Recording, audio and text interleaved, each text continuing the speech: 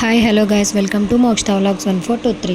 మీకోసం ఈరోజు healthy and tasty makhana snack. Evening time పిల్లలు చాలా ఇష్టంగా అండ్ హెల్దీ కూడా చాలా అంటే చాలా ఇష్టంగా తింటారు పిల్లలు. మీరు కూడా ట్రై చేసి చూడండి.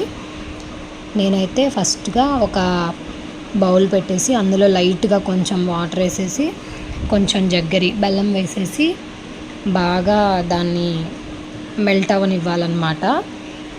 చూడండి, వీడియోలో చూపిస్తున్న విధంగా బాగా మెల్ట్ అవ్వాలి. బాగా మనం కలుపుతూనే ఉండాలి.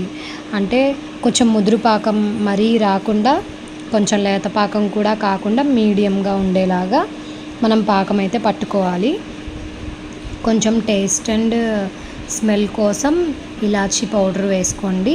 ఇలాచీ పౌడర్ లేకపోతే ఇలా ఇలాచీలు దంచేసి వేసేసుకోండి. అందులో బాగా ఆ విధంగా కలుపుతూ ఉండండి. ఇది పిల్లలు ఎంతో ఇష్టంగా తింటారు అండ్ చాలా బాగుంటుంది కూడా. తర్వాత ఒక ప్లేట్కి కొంచెం గీ కానీ ఆయిల్ కానీ రాసుకోండి. అయితే కొంచెం సాల్ట్ కూడా యాడ్ చేసుకోండి, జస్ట్ టేస్ట్ కోసం. చిటికెడు అంతే, చిటికెడే కేవలం. అలా బాగా కలుపుతూ ఉండండి.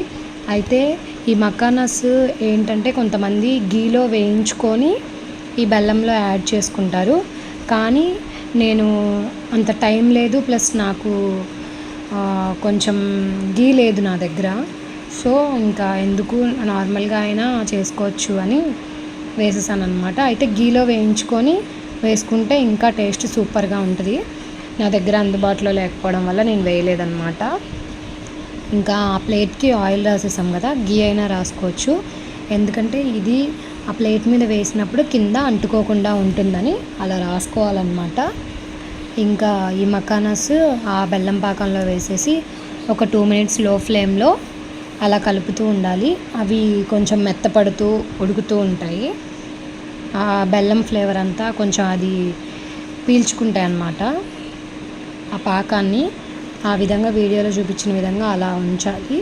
నెక్స్ట్ దాన్ని ప్లేట్లోకి సర్వ్ చేసుకుంటే tasty and healthy makhana sweet ready. మీకు కనుక నా వీడియోస్ నచ్చినట్లయితే please like, share and subscribe to my channel.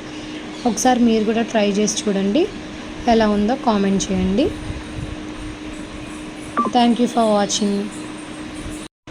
అయితే నేను కొంచెం పాకం ఎక్కువ అయిపోయిందనమాట. అంటే నేను పక్క రూమ్లోకి వెళ్ళి వచ్చేలోపు కొంచెం మాడిపోయినట్టు కొంచెం ఎక్కువ వచ్చేసింది. అందుకే కొంచెం కలర్ షేడ్ అయింది. Thank you, bye.